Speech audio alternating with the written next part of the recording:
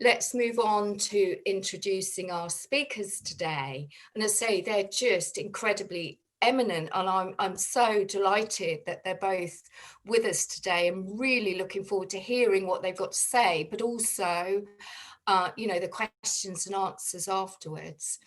So, Dr. Adi Cooper, OBE, Independent Chair of 2 Safeguarding Adults Board in London, and she's the Care and Health Improvement Advisor for London for the Local Government Association, the lead for adult safeguarding, and a visiting professor at the University of Central Bedfordshire. Qualified social worker, social work manager, and she's done an awful lot in the areas of professional development, service improvement, Care Act, guidance, particularly in relation to adult safeguarding, and particularly developing the Making Safeguarding Personal programme. So that's AD. So we have Michael Preston-Shoot, Professor Emeritus of Social Work at the University of Bedfordshire, Fellow of the Academy of Social Sciences and a Senior Fellow at the Higher Education Academy. And his research focuses on adult safeguarding, and he's carried out major studies for Department of Health with Susie Brave and David Orr on effective practice with adults who self-neglect and safeguarding governance, hugely important issues, and currently working on sector-led improvement projects on adult safeguarding and homelessness, and again on making safeguarding personal for health and social care commissioners and providers. So, incredible speakers, and really, honoured that they're with us here today. So they're both going to talk. I think Adi's going to start first, then we'll go straight to Michael. And I think they're both going to talk about things through different lenses. The current data, I think in some ways we feel that safeguarding is kind of different since COVID, since the pandemic. And it's not that we think the issues are different. I think we all feel that the pandemic has spotlighted those things that we already knew were there, and those injustices and inequalities and that testimonial injustice. But what I think is difficult for us all as practitioners is that we don't have that face-to-face now that we used to do. And that feels quite difficult because having a Zoom conversation with somebody in a care home or whatever setting, we can have that dialogue if they're able to engage with that, but we can't see or we can't feel if the room's cold or get a sense of, the bedding or those kind of things. So, in some ways everything's the same, but in some ways lots of things are different since the pandemic. So Adi and Michael are going to share current research, but from looking at it through really different lenses. So I'm going to hand over to Adi now, but as I say, keep questions coming through the chat function, but best to wait till you've heard both of them before submitting questions, because I think there's a chance that they could have been answered. So thank you. Over to Adi. Thank you. So hopefully, thanks for that introduction, Judith, and I'm really pleased to see everybody here this afternoon, and it's great that this is being put on during Safeguarding Adults Awareness Week. This is a piece of work that we're calling the Insight Project, and I've been doing it with a couple of colleagues there, but also with loads and loads of people across the country. Can you hear me clearly enough, Judith? Is that fine? Yes, it's perfect. Thank you. So if we have the first slide, and I'll talk about why we did this piece of work. So what we were trying to understand was what was going on with safeguarding adults activity during the COVID-19 pandemic. There is information collected from local authorities every year, but it's done at the end of the year and it's reported several months later. So, for example, information that came would have come through up until March this year, so 2020, will not be published until later on November, December this year.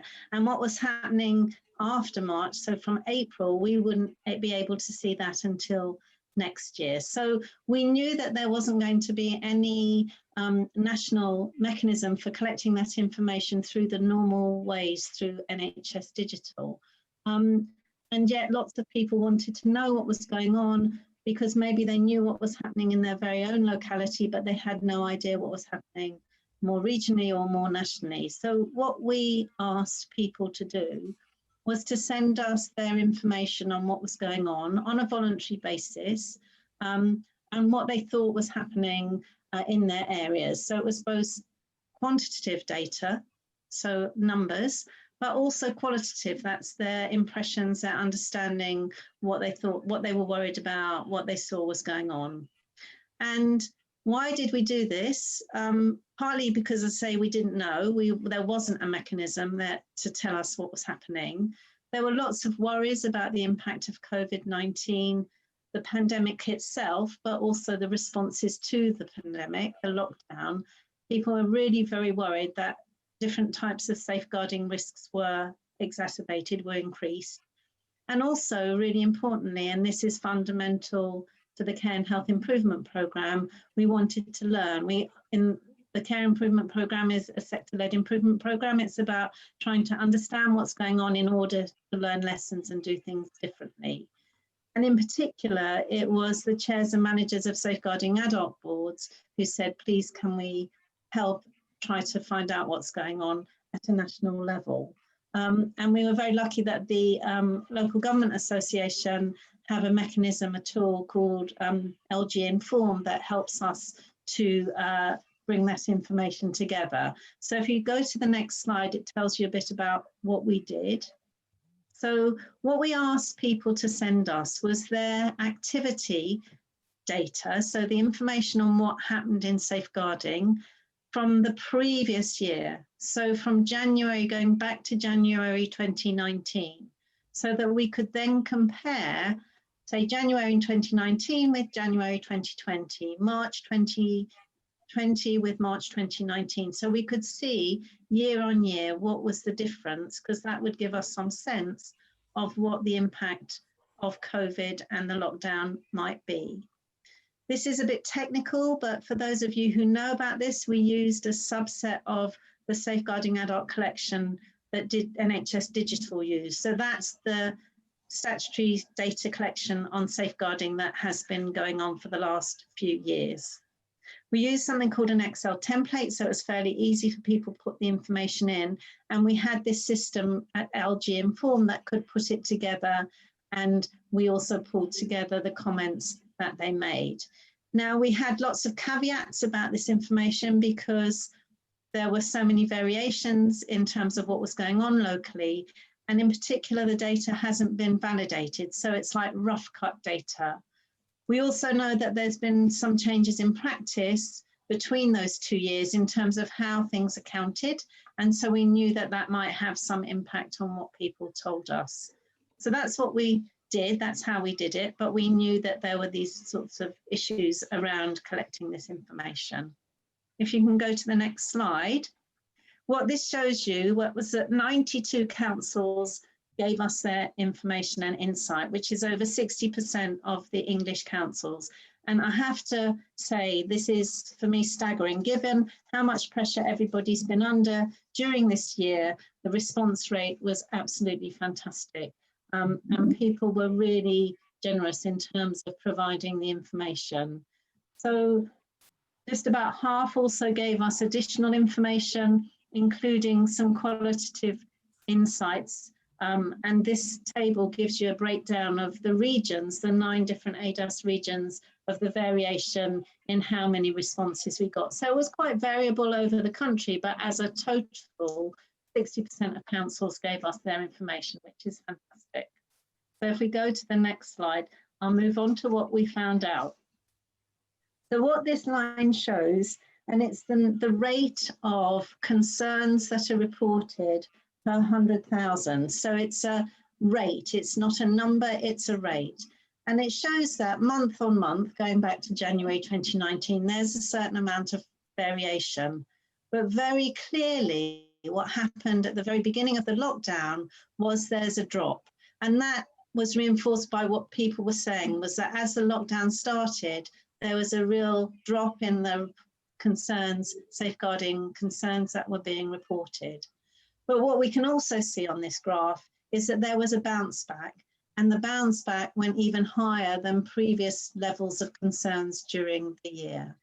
So that was something that there is a fairly clear pattern regarding. If you move on to the next slide, you can see what happens with the Section 42 safeguarding inquiries. So these are those concerns where further inquiries are necessary under the Act, and this is the data that's collected every year in the Safeguarding Adult collection. And you can see a similar pattern. It goes up and down, but there is a very clear drop at the beginning of the lockdown. And then there's an upturn in May and June, but it's not as large as the safeguarding concerns in terms of that increase back. So what we also know is it takes time. So a concern that's reported, it may take some time for an inquiry to be made under Section 42. And so one of the pieces of feedback that we got from this first stage of the programme is people said to us, it's too soon to say what's happening, and really we need to continue to collect this information to find out what happened over the rest of the summer, and I'll come back to that at the end. But that's the overall pattern of what happened. And then if you look at the next slide, hopefully people can see this. We asked about what types of abuse were being reported, and it's a bit tricky to see, but in summary, there wasn't any really significant change in the types of abuse being reported, although psychological abuse, self-neglect, and domestic abuse do seem to be slightly higher during that lockdown period, which also correlates to what people thought was happening, particularly that when people were in their own homes during the lockdown, that there was a higher level of self-neglect. We know from the national reporting to domestic abuse helplines that domestic abuse was being reported more. So in some sense, this kind of confirms what we thought. But interestingly, it's only slightly higher. It's not as dramatic as people feared, that in terms of the data that's been collected through the safeguarding systems. On the next page, you've got the same information, but it's in a bar chart rather than in a line. And that really just reinforces that the differences in the types of abuse being reported are marginal, but there are some significant differences, well, some slightly higher overall differences around those three areas of psychological, domestic abuse and self-neglect. So moving on to the second slide. This is quite interesting in terms of the location of abuse. So there was a substantial increase in the frequency of abuse reported in somebody's own home, and that's the blue bars, and a matching decrease in the frequency of reporting from care home, that's both residential and nursing-based inquiries. And I think that reinforces a lot of people's impressions that with the care homes closing their doors, there was a much lower level of reporting of safeguarding issues through to the local authorities.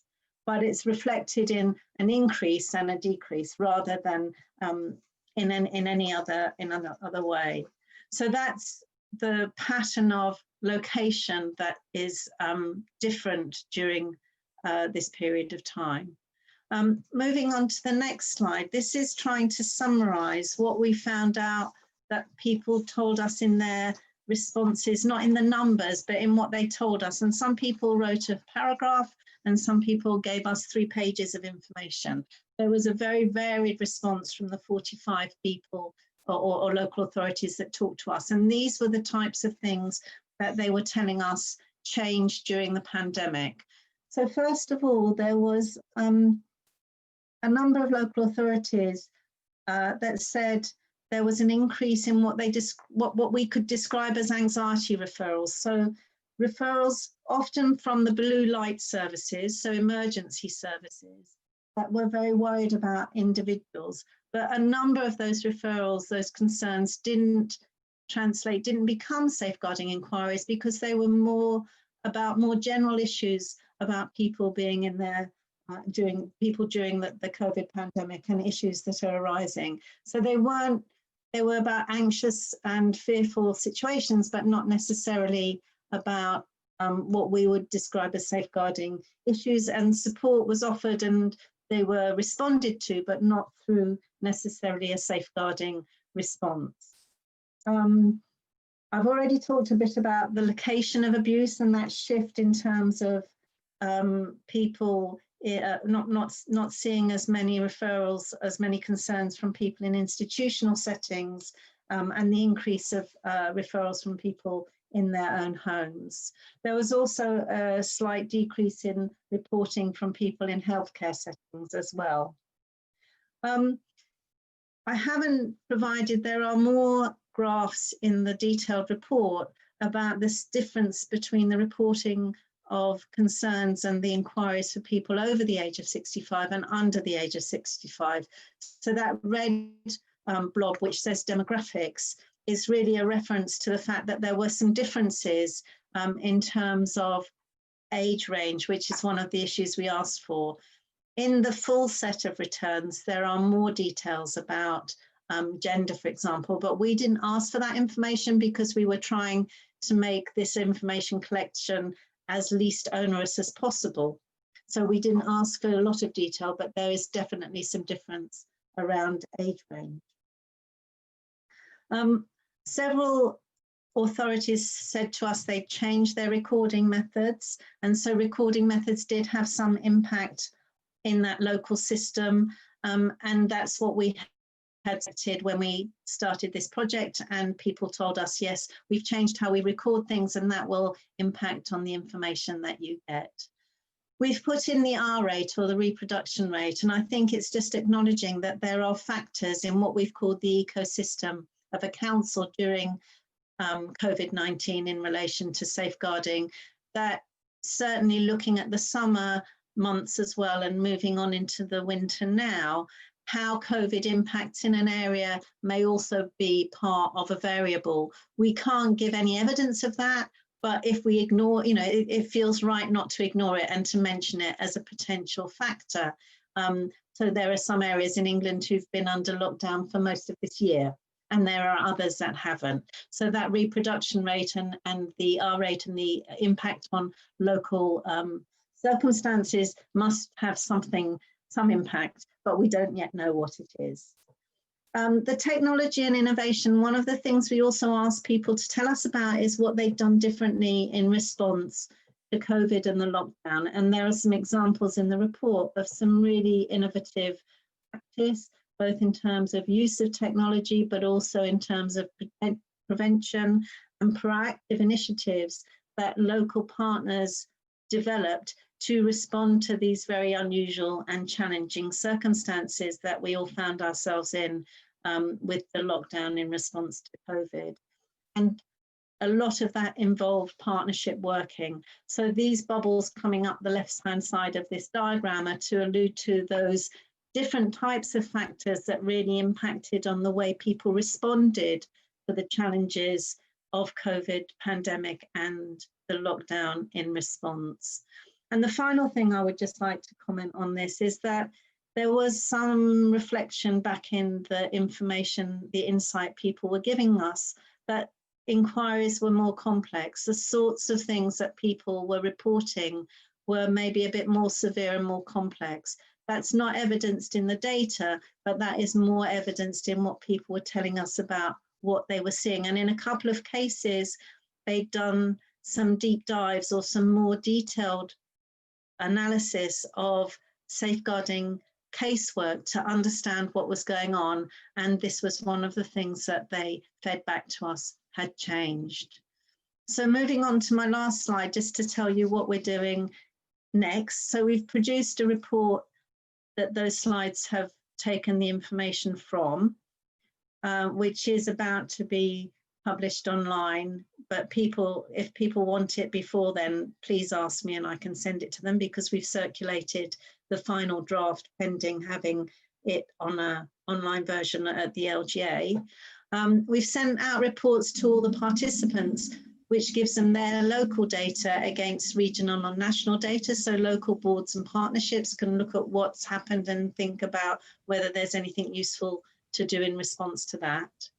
And we're about to circulate a new pro forma with some different questions to ask for information following that period from July till December this year, so that we can see what happened next over the next 6 months and look at being able to report and describe at a national level sometime during early next year the narrative as it continued through the pandemic over this summer and through the autumn into the winter.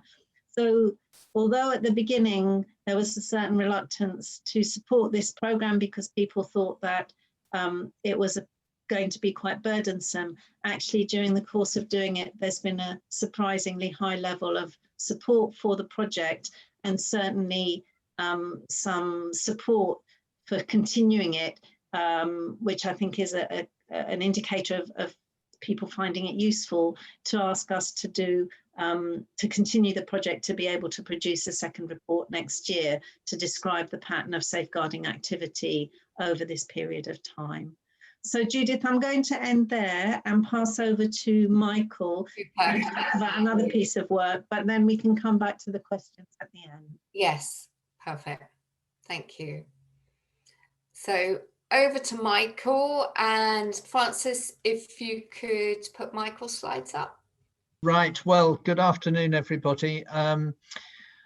I'm going to be presenting the findings of a project that in fact AD commissioned and indeed oversaw.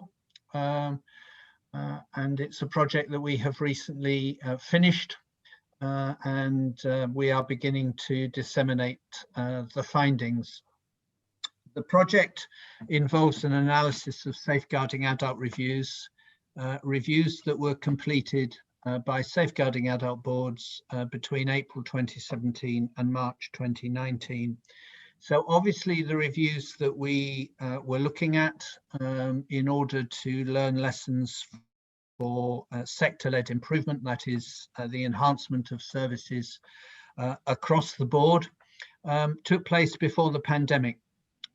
So what I'll try to do at various points is to tease out what I think the implications of the findings are for what we are all experiencing at the moment.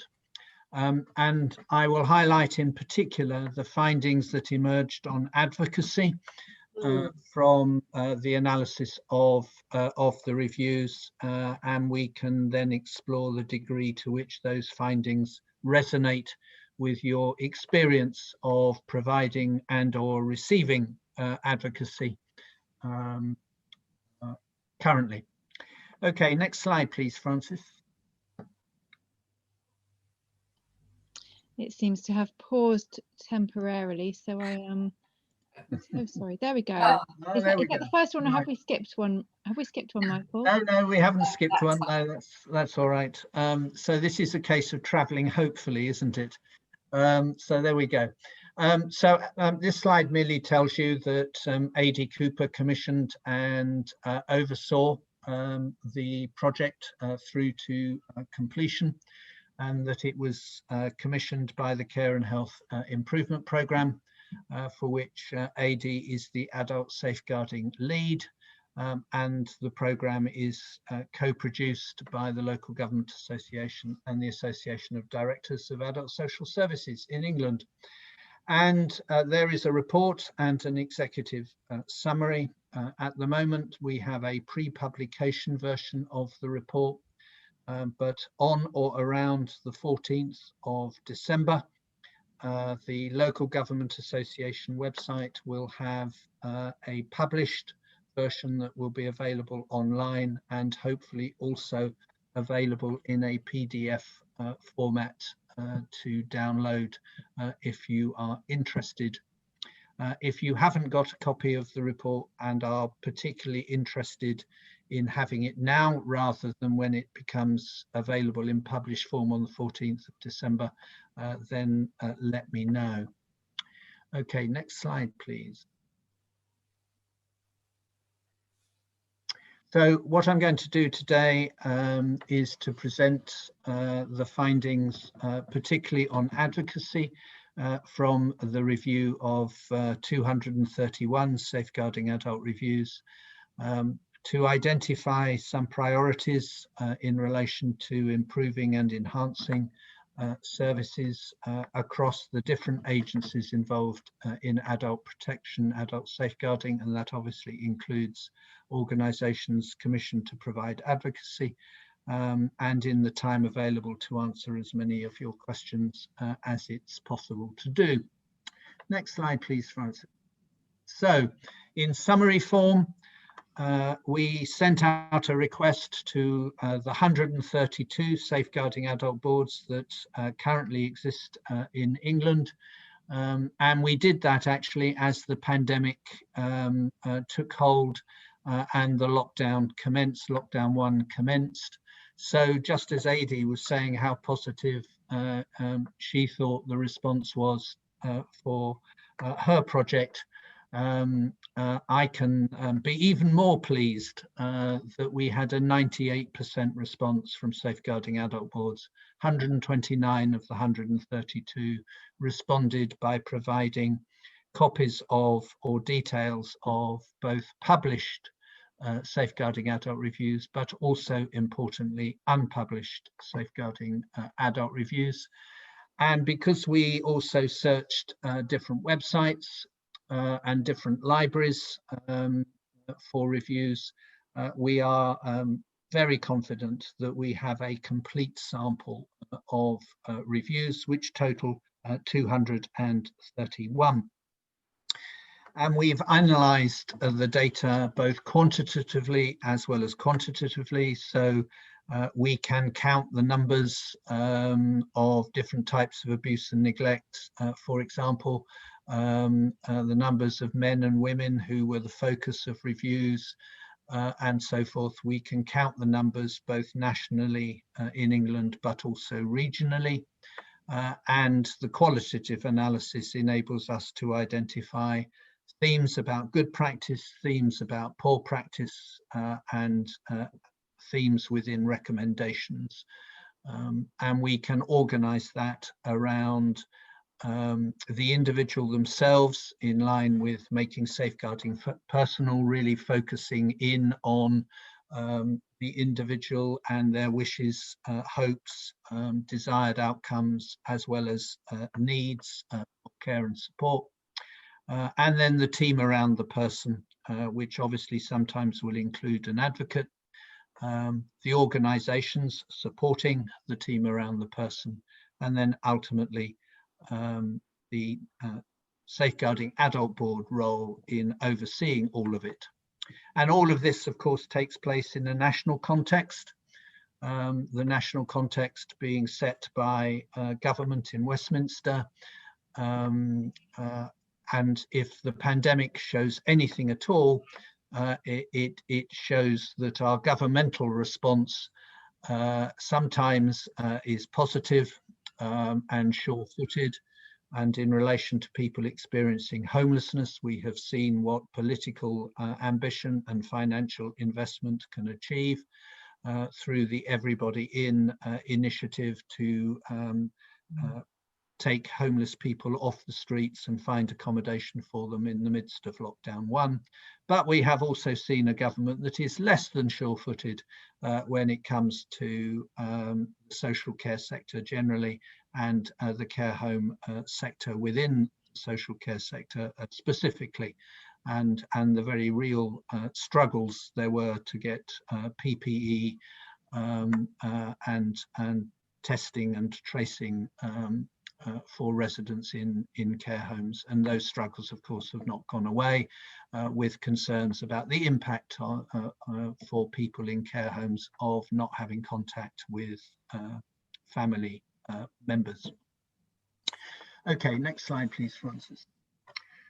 This simply tells you what I've just already said, in fact, which is the analytic framework to identify themes of good practice, poor practice, and recommendations, starting with the focus on the adult at the centre of our concerns, in line with making safeguarding personal, and then moving out through the team around the person, the organisation supporting the team around the person, the oversight from safeguarding adult boards, and then the legal policy and financial context within which all of this is located. Next slide, please, Francis. There are two sets of findings, and I will talk about advocacy in relation to each of them. Two sets of findings from our review of the 231 reviews. One set of findings is about the governance of safeguarding adult reviews, how they're commissioned, how they're managed, how they're delivered, how they're disseminated, and the role of advocacy within that. And the second set of findings is, well, what emerges from the 231 cases in terms of how effectively or otherwise adults were protected from abuse and neglect, how well or otherwise did services work together, and what's the influence of the national context within which all of this is located. So I'll present some thoughts in relation to each of those sets of findings. Next slide, please, Francis. So in relation to the safeguarding adult review process, there are some key findings and some key questions that emerge with specific reference to the role of advocates and advocacy. The majority of the individuals who were the focus of safeguarding adult reviews had in fact died. 80% of them had passed away, and actually that replicates what we know from other analyses of safeguarding adult reviews. But that, clearly that left 20% of cases where the adult was still alive, and in 6 of those cases the individual and or the individual's family members were supported by an advocate to participate in the safeguarding adult review process itself. And I regard that as an important role for advocates to support the individual, to speak their truth to the services that were surrounding them at the time they were experiencing abuse and neglect. But perhaps it is salutary to note that there were only 6 cases where that happened. And that maybe the role of advocates and advocacy organisations needs to be strengthened in relation to the SAR process. There were occasions where a key worker, so a practitioner rather than an independent advocate, acted as an advocate to assist somebody to engage in the SAR process. And I think that raises again the question that has no doubt been debated before and will be debated again, about the distinction between independent advocacy and advocacy being provided by either a family member or indeed a paid practitioner. And those of you listening to this may have some thoughts about that. Where an individual was involved or where family members were involved in a SAR process, the extent of their involvement varied. But perhaps one example stands out for me from my reading of the 231 reviews, and that was where an independent mental capacity advocate supported an individual who had survived quite traumatic abuse and neglect to write their own account of what they had experienced, to put together a presentation for the Safeguarding Adult Board and the panel overseeing the Safeguarding Adult review process to make that presentation, to deliver that presentation at a learning event, and then to comment on the report that was produced subsequently. It's an example that shows what is possible when there is imagination and creativity and support provided to enable a person to engage meaningfully in a process. Sadly, there were examples where advocacy should have been considered and was not. In other words, where an individual had survived abuse and neglect, but where the terms for the commissioning of an advocate in the mental capacity legislation, mental health legislation, Care Act legislation, where the criteria were clearly met, but where advocacy was not considered. There were also occasions where an advocate was requested, but where the whole process was delayed because there were insufficient advocates in the area concerned. And that raises questions which, again, you may wish to comment on in relation to the sufficiency of supply of advocates in the areas that you are familiar with. Next slide, please, Francis. So moving on from the SAR process itself to what emerges from the 231 cases, you'll see that in 28% of the cases, so 64, there was specific reference to advocacy, and I will identify in a number of slides in a moment exactly what those references referred to. So 28% of the cases touched on advocacy to a greater or lesser extent. 263 people involved in the 231 cases, and as I've noted, in 80% of the cases, the adult had in fact passed away, sometimes as a direct result of abuse and neglect, including self-neglect, sometimes for reasons that were not associated with abuse and neglect, but were because of other causes, for example, significant physical health concerns. And then where gender was identified, slightly more men than women. That's again quite a common finding when we've looked at safeguarding adult reviews.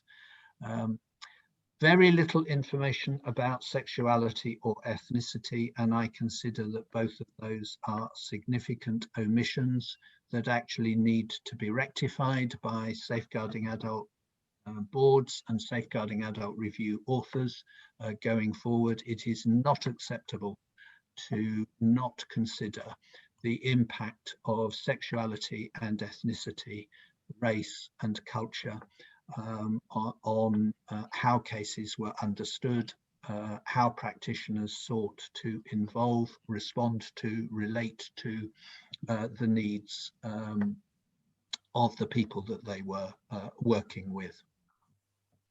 Significant evidence of trauma and loss and bereavement, the impact of adverse experiences on individuals' lives. You cannot understand a person in the here and now, as I'm sure those of you who are advocates recognize, without actually understanding the person's journey. What has happened at different points in a person's life will profoundly impact and affect how they see the world in the here and now, and whether they have sufficient resilience, with or without support from advocates and others, to manage their life challenges in the here and now. And I am absolutely in no doubt that how we are all responding to lockdown 2 and the virus is in no small way affected by experiences we've had in our life journey to this point. You'll also see the number of occasions where people were living in group care settings, the number of occasions where the location of abuse was a care setting, alongside those cases where people were living in their own home. And because, as you will see in a moment, self-neglect was quite prominent in the sample that we had, you will see that self-neglect focuses here. The number of perpetrators that were listed as self was in fact just under 50%. But again, in line with all of our concerns at the moment about what is going on in care homes, you'll see that care providers in just under a third of cases were noted to be the perpetrators of abuse, either through neglect and omission, or indeed organisational systemic abuse, the likes of which we've seen in places like Winterbourne View, Walton Hall, Orchid View, and other places. Next slide, please, Francis. We were able to calculate the number of reviews that focused on different types of abuse and neglect. You may recall that AD noted that in the Insight project there was a slight increase, not uniformly across England, but a slight increase in particular places in the number of safeguarding referral concerns on self-neglect. But here you've got self-neglect as the #1 type of abuse or neglect that was focused on in the 231 reviews. Significantly, perhaps for advocates in the room in their roles in relation to care homes, but equally in other settings, neglect and omission was the second most prominent type of abuse and neglect, and organisational abuse the fourth most prominent. But one of the things we noted through the reviews was that it was not always clear whether the type of abuse or neglect being focused on was the result of an individual practitioner getting something seriously wrong, or whether what the practitioner had or had not done was evidence of wider organisational and systemic problems that needed to be addressed. Domestic abuse focused explicitly in 22 cases, but sometimes domestic abuse was classed rather as physical abuse, financial abuse, psychological abuse, or sexual abuse. So in fact, the number of cases of domestic abuse was higher than the number of cases formally registered as domestic abuse. There were a number of cases of hate crime and mate crime, but very few of those cases were classed as discriminatory abuse. Somebody who is abused on account of their ethnicity, on account of their disabilities, on account of their sexuality is, in my book, a victim of discriminatory abuse, and it should be recorded as such. Okay, next slide, please, Francis. So what are the findings and what were the recommendations in relation to advocacy? So the notable findings on advocacy on the left-hand side of the slide as I look at it is that all too frequently advocacy is not considered. So whether this is because practitioners and managers are unclear about the circumstances where an advocate must be considered within Mental Health Act legislation, Mental Capacity Act legislation, Care Act legislation, domestic violence provisions, domestic abuse provisions, whether it is that people are not legally literate in that sense, or whether for some other reason. There were far too many cases where the review was reporting that advocacy was not considered and should have been. Alternatively, however, and perhaps more positively, some good advocate practice was recorded. Advocates clearly understanding their roles, their remits, their responsibilities, and clearly exercising those responsibilities and roles with the person they were the advocate for.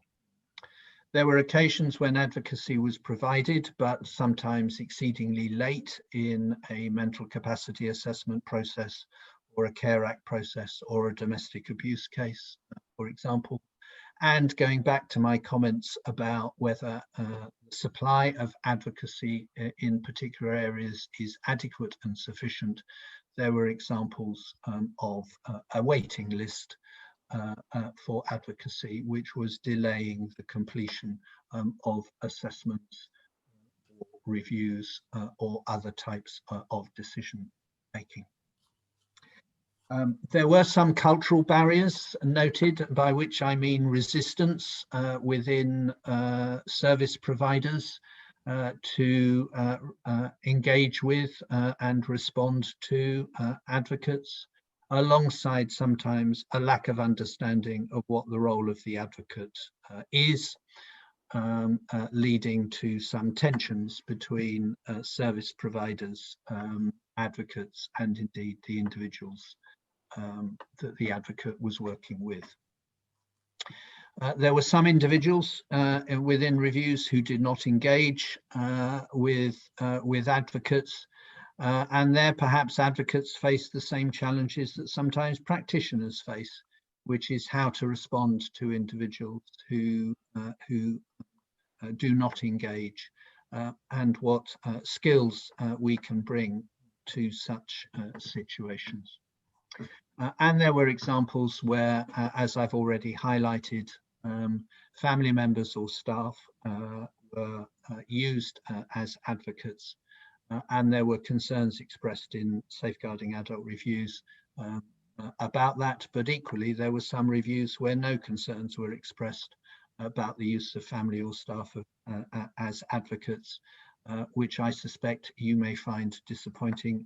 I would find disappointing, because an independent advocate is there for a reason, and that reason is independence. There were recommendations made within reviews about advocacy.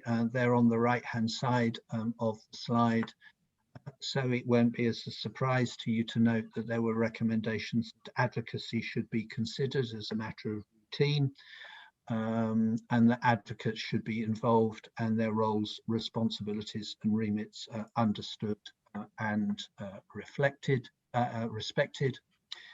That commissioners should review, along with safeguarding adult boards, the adequacy of supply, and indeed the effectiveness of advocacy and the use of advocacy when services are commissioned.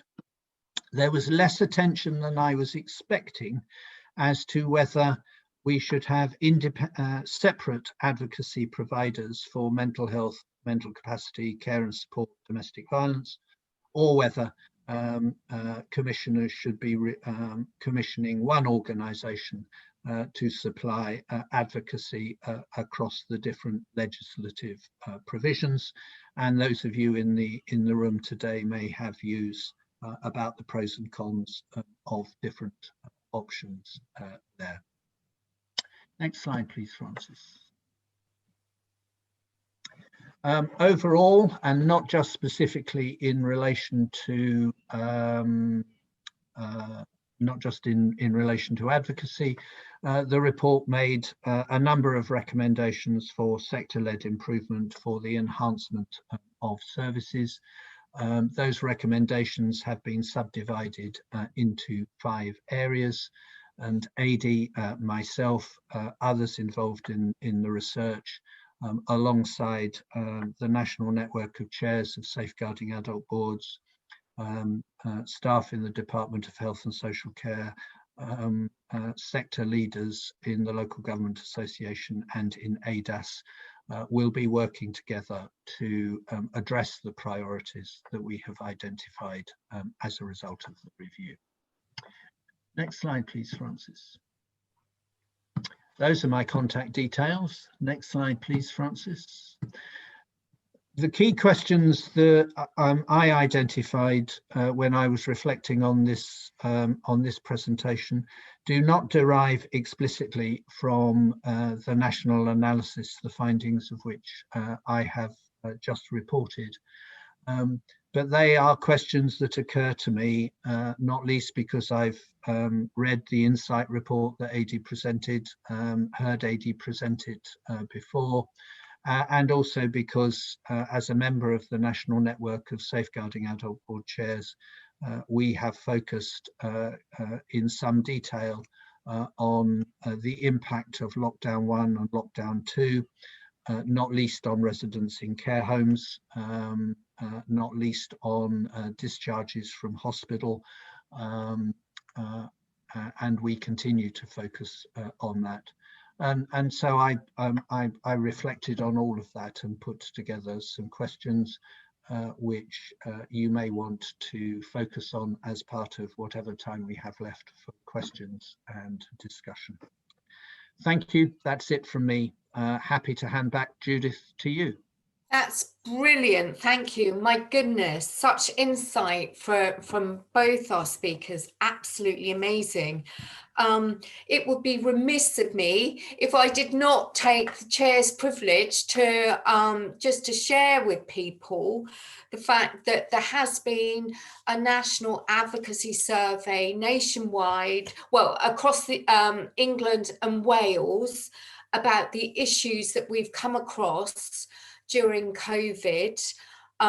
There's an incredible report that talks about safeguarding. It talks about the human rights abuses we've seen. It talks about all that kind of stuff. So it's in your resource pack that went out ahead of time.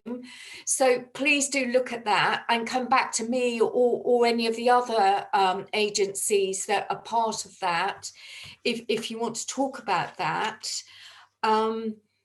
I also think, again, taking chair's privilege and sitting in, being part of the advocacy sector, particularly your presentation, Michael, you've talked a lot about the supply of advocacy. And I think as advocacy organisations, although it's statutory, and if you're eligible under statute, you should receive that service. I think we've all seen situations in which there have been waiting lists and other forms of prioritisation, which kind of sit uncomfortably. But since COVID, the pressures that local authorities and CCGs as commissioners of advocacy are under are even greater. And I know that we are in a number of other organisations across the country and in Wales are seeing real kind of pressures on what can be funded. And as I say, that kind of sits uncomfortably with a statutory entitlement, providing you meet the eligibility of that. So I just wanted to kind of say that. The chat function is absolutely on fire, so thank you both. I don't know that we've got probably half an hour, so we'll do as many as we can, but probably as we did with AD's last talk, Michael, AD, if we're not able to get through all the questions, perhaps offline we can work on what responses to those questions might be, and then get that out to attendees and colleagues that couldn't be here today, as well as an updated resource list. But just picking, some of the things in the chat function. But I mean, we've got 35, I think, messages now, but I'm just going to do my best to pick. So if we can't answer everything, bear with us, we'll get back to you afterwards. So is discharging people from hospital to care homes a safeguarding issue? and I know AD spoke about this before, but it's come up again several times. So I think it's worth revisiting that. So perhaps, I don't know if you both want to comment, or I'm happy to start on that. Yeah. I mean, I think what I said last time, it can be. It can be. I think what the data shows, which is helpful in terms of some of the other questions about care homes and safeguarding, is that during the lockdown period, for the information that we've got until June, the increase in the number of concerns from people in their own homes and the decrease from people in institutional and residential homes and in nursing homes does validate the concerns people have, that there were less reports from care home settings, and it putting what, you know, 2 and 2 together, the lack of access for families, friends, but also professionals, advocates, has meant there is very clear evidence of decreased reporting. So that's a valid, as it were, concern by the sector that's evidenced in the data in the Insight report. On an individual level, the discharge of anyone from a hospital to a care home setting can be a safeguarding issue for all sorts of reasons. And indeed, there are, I think, safeguarding adult reviews that have that as a feature, if I'm not wrong, Michael. So it can be. Whether, I think that the tricky issue is whether the policy implementation in the early part of COVID was a safeguarding issue, has been discussed at the Safeguarding Adult Board's chairs at that time and ongoingly. And that's that's taking it at a policy level as opposed to that individual safeguarding personal level. But Michael, do add. Well, not unusually, I'll start by agreeing with you. So my answer is the same as Adie's. It can be an adult safeguarding issue. There are reviews that have focused very critically on hospital discharge processes, and I've no doubt that in reviews currently being commissioned or to be commissioned in the future, at least in part because of the pandemic, will also conclude that in certain instances hospital discharges have fallen short of best practice. I can certainly think of some examples within the national analysis where reviewers were very critical of discharge processes. I think any transition, whether it's from hospital to care home, hospital to home, home into care home, prison into the community, any transition has the potential to be an opportunity, but it also has, unfortunately, the potential to be a cliff edge. And all of us have a responsibility to turn transitions into an opportunity rather than a cliff edge. And sadly, we don't always demonstrate that. I went through a transition when I retired from full-time academic life. It's known as a transition into retirement. I am still trying to deal with it, which is perhaps why I'm now an adult safeguarding consultant and haven't retired. But you know, you get the sense. Transitions for all of us are enormously important, and they can either go well or they can either go badly, and we've all got an opportunity to ensure that they go as well as possible. And picking up on concerns that, you know, we have as an organisation, but I can see from the chat function, it's a common concern, and it's kind of around the lack of access. And as Michael and Adie and I were discussing, was it last week, and I mentioned a bit at the beginning, although maybe the issues are not fundamentally different since COVID, that lack of access, that lack of being able to get in and see people in the way that we used to, I think we're all finding quite uncomfortable, quite stressful, and a real worry. You know, many RPR, what used to be visits are now phone calls, and we all, hand on heart, do the best that we can with that. And we talk to as many people as we can, and we try and build up the best picture that we can, but it's not the same as being there and speaking to that person. So I think as an advocacy sector, we're all feeling that it's kind of not okay, and we don't know quite what to do about it, where to take it. Obviously, we've done this national survey, and we're trying to lobby health and social care around that. But I can see from the chat function that there's a real worry about this. So whether AD, Michael, you've both been talking about best practice and some of the innovation that you've seen, is there anything that you can share that would kind of help us and help everyone else on this call in terms of how to do this better? Well, something dropped into, if I start this time, and AD can either agree or contradict me. But as you were speaking, Judith, a thought dropped into my mind, which I have to confess before today I hadn't thought of.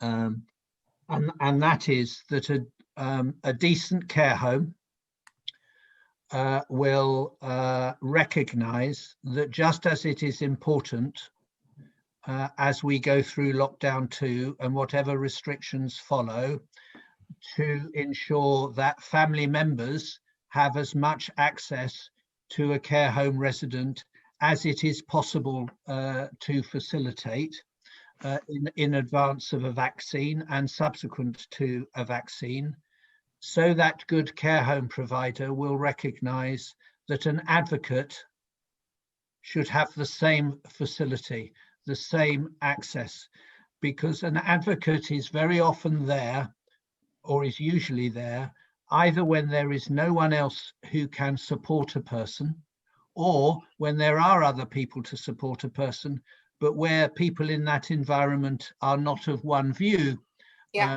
about what is in somebody's best interests. Yeah, so, particularly in an end of life situation. Yes. So I think for those of us like AD and myself who occasionally have opportunities to make representations to civil servants in the Department of Health and Social Care, for example, that we should actually be saying, you know what, when you're thinking about facilitating access into care homes, don't forget advocates. Oh, bless you, thank you. Wow. So insofar as I can do that, I will do that. But maybe you as an advocacy alliance organisation can also use the opportunities you have to say, both in advance of the vaccine and subsequent to it, advocates need to be treated alongside family members and alongside care staff as in the front line for access to residents in care homes, and indeed in other settings, not just in care homes. Yeah, thank you. Absolutely. So I do agree, of course, with Michael. I think there's two things I'd add. One is that visiting policies are shifting, not least because of challenges from a human rights perspective. And certainly in the last period, last few days, even a couple of weeks, I've seen a lot of shift around moving from a real challenge around blanket, no visiting approaches, a much more personalised approach, particularly around, for example, end-of-life care.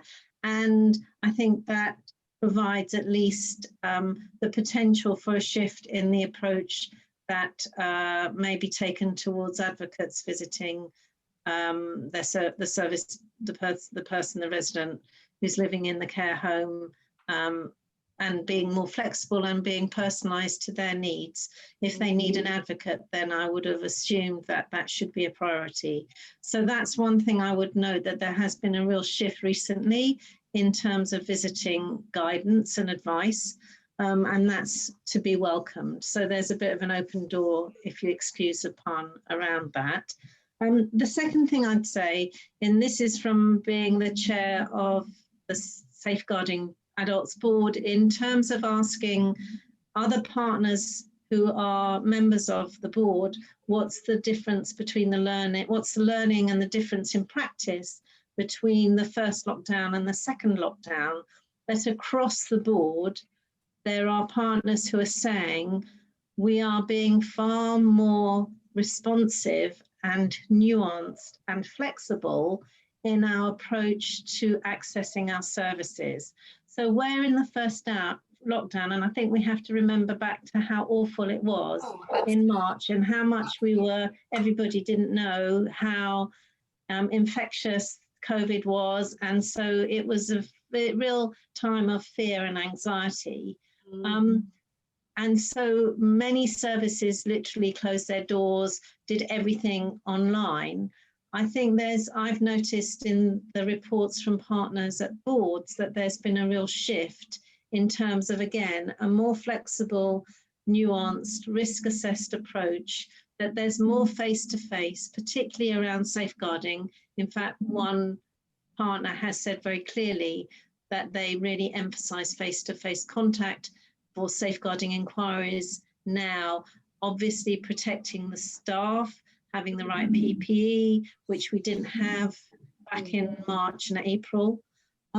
So I think in that sense, there's also a real shift in practice from assuming everything needs to be virtual and online to being a more nuanced, risk-assessed in all sorts of ways, balancing the risks to the person, the risks to staff, and so on. Approach this.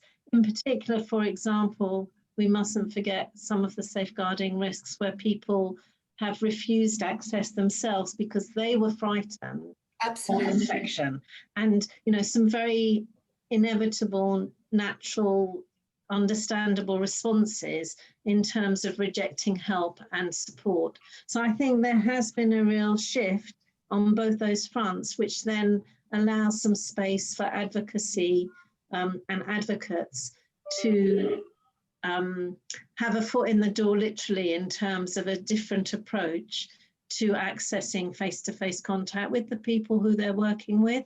And I would encourage advocate organisations locally to be in contact with their commissioners and with their partners around pushing that forward. Yeah, really helpful. Thank you both. That was, really helpful. One here from Ian. Would a situation where a dole's authorisation has expired and there's a delay to a new authorisation because of COVID-related things, so therefore the person is unlawfully detained, would that constitute safeguarding? Yes. Adi? Sorry, I was on mute. Michael's a legal expert here. He teaches. Okay, used to teach fine. it. I I'm didn't going with know if you Michael. wanted to add I think, I suppose what I would say again, and I'd say this as a chair of boards as opposed to my role in the Health Improvement Programme, is that I have been assured by statutory agencies that they're really on top of their dole's work, and that's a real priority. So in that role, I'm assured for both the boards that I work with that hope, you know, that type of circumstance wouldn't occur. And I think it, particularly with the issues around the lockdown and COVID about some of the inappropriate measures that might have been taken in the first lockdown, this is quite a sensitive area and quite complex. And I do note that the Department of Health and Social Care have issued and reissued a number of times guidance in this area, reflecting the changes in understanding regarding the COVID-related implications. So I'm not professing to be an expert in this area, but I can see that there has been some shifts in how the advice and policy has moved on over the period of time in response to COVID. Yeah, Thank you. We've got a question here. Can we get a brief outline of the advocacy process? Because I'm confused about how one is appointed or how to refer. So what I suggest we do, it's a great question. I think we can take that offline. AD, I know some of the work that's being done by City and Hackney Safeguarding Adults Board. There's some flow charts there in terms of the safeguarding process, how advocacy sits with that, how health complaint sits with that. So with your permission, with Raina's permission, and we can talk about that afterwards, perhaps we can make those flow charts available. Absolutely. Okay, that's really helpful. So that's a really good one. Right, oh gosh, we've got, we're never going to get through all these. We've got 26, it was probably 36 messages still there that we've not got to, and we've got about 10 more minutes. So I think we're going to have to do that thing at some point. We'll do a couple more questions, and then if people can bear with us, we will download the chat afterwards, and we will come back and respond to all of them. So one here, are people aware of the latest government instructions regarding discharge? Don't know what the answer to that is, but I guess as professionals, whatever our role is, we need to be making sure that we know whatever the government instructions are in relation to discharge or anything else. Yeah, which highlights, Judith, the point that the AD's just made in relation to DOLS and mental capacity more generally, that the government, particularly the Department of Health and Social Care, issues and reissues guidance as a result of the Coronavirus Act 2020 and the relaxations that it made in particular areas. And what adjustments the government regards as reasonable, for example, in Mental Capacity Act practice. But it's important to emphasise that there has been no easement, no relaxation in relation to adult safeguarding. Or advocacy. Or indeed advocacy. So yeah, I mean, clearly the onus is on every advocacy organisation to be as up to speed as it can be with government guidance as it emerges. Yeah. Yeah. Absolutely. Right, just flicking through. Is it neglect or inappropriate treatment of a patient, service user, resident, who have, you know, whatever our terminology is it neglect or inappropriate treatment by relying solely on phone or video consultation? And if so, is that a safeguarding issue? Well, if I go back to before we'd ever heard of COVID-19 and think about and focus on what is in the statutory guidance that accompanies the Care Act and what the statutory guidance says about care and support assessments under Section 9 of the Care Act, it says that serious consideration must be given to whether a telephone assessment is adequate in the circumstances of each unique case. In other words, for, if you like, very simple assessments, a telephone assessment may be sufficient. But for more complex situations where a more nuanced understanding is necessary, a telephone assessment will not be sufficient. And I don't think that that guidance should be any different now that we're in a pandemic. No.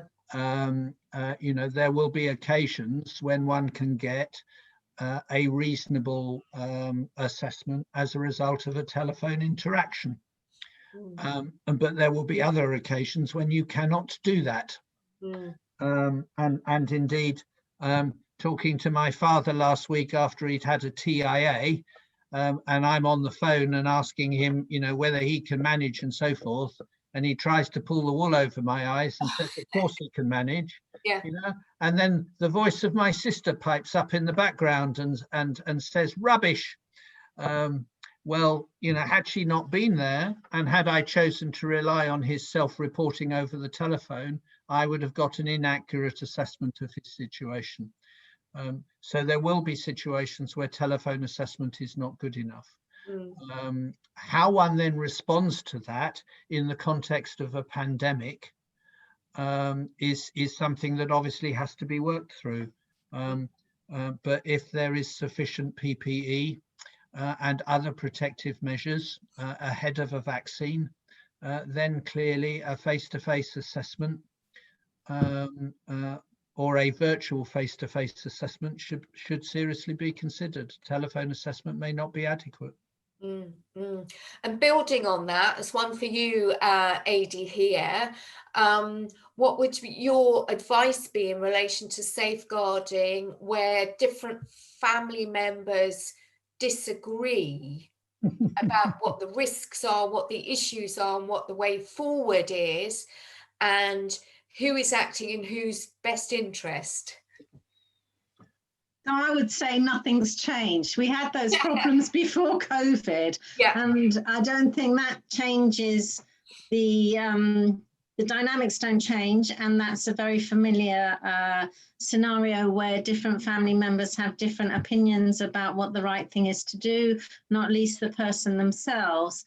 And I think that there is improved understanding of the limitations of some of the virtual mechanisms that people have been using, and so certainly advice and support has been issued in different professions. Somebody was telling me recently about GPs being given advice around making sure, how do you know if someone's being unduly influenced by someone else in the room or in the house, and more awareness of the ways in which when telephone or virtual conversations are going on and you're not physically with somebody.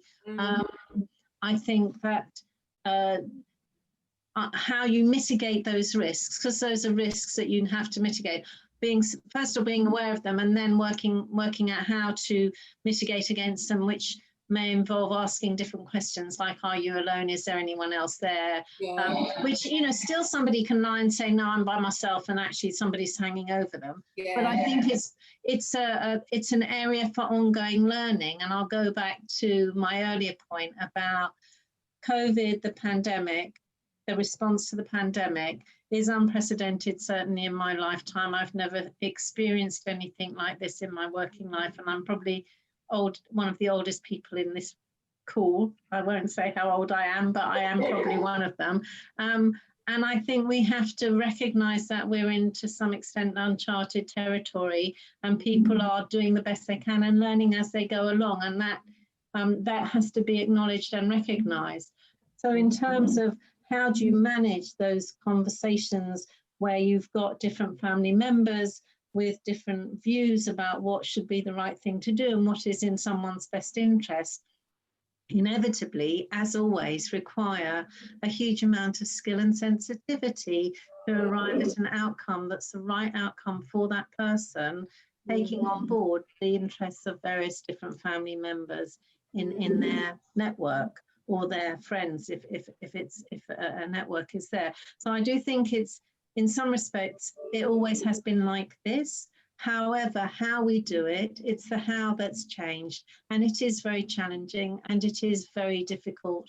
And not being able to physically see somebody in a neutral place does present real challenges. So I don't want to underestimate that, but I also want to say that understanding, and there's some chat at the moment around next of kin, and, you know, the whole area of how to encourage people to make the right arrangements about who can operate in their interests and not relying on a very woolly next of kin label is so important. within this context. So, I don't want to get too technical about powers of attorney and all of the stuff that we could go into, but those tools have been there, continue to be there, and should be encouraged for people to make explicit what their wishes are, should they be unable to make decisions on their for themselves. That doesn't change. What changes is how we help people to do that, and I don't want to underestimate that barrier, the barriers that exist at the moment and the difficulties we have in facing them. But it is unprecedented what we're doing, and some of it, some of it is helpful learning, and some of it is really challenging, and will continue to be challenging. I'd just like to add a little to what Adi has said, all of which I agree with. It's what you do when your best skills and your best efforts fail to resolve a disagreement between family members, or between family members and practitioners, or indeed between practitioners. If there is a lasting power of attorney involved, and you're concerned about how the lasting power of attorney is exercising their responsibilities, a referral to the Office of the Public Guardian is absolutely essential, because the Office of the Public Guardian has a responsibility to ensure that that attorneys are exercising their powers appropriately.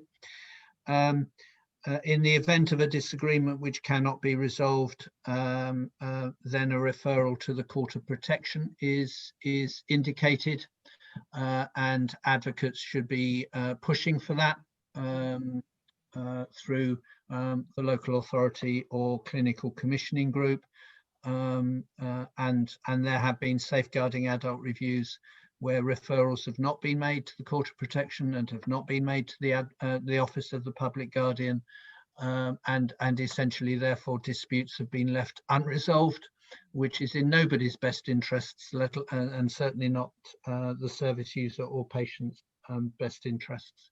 So it's about following things through to their logical conclusion when your best efforts as advocates have not resolved.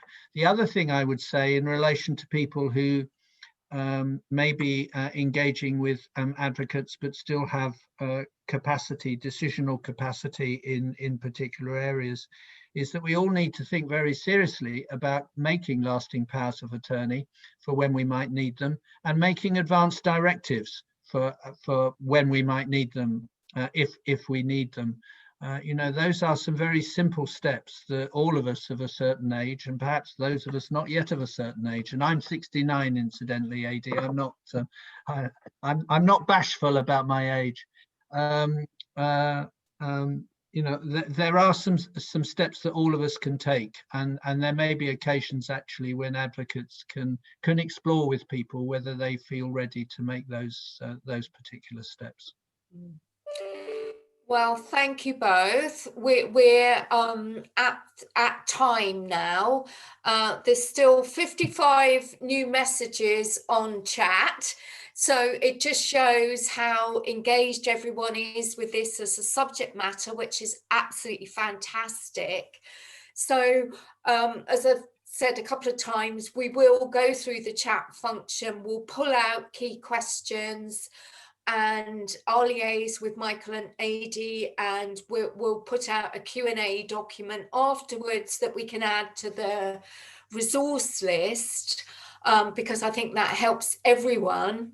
But just to say, thank you everyone for joining, and particularly thank you to Adi and Michael, been absolutely fantastic and really inspirational, and let's hope we can keep this energy going and move things forward.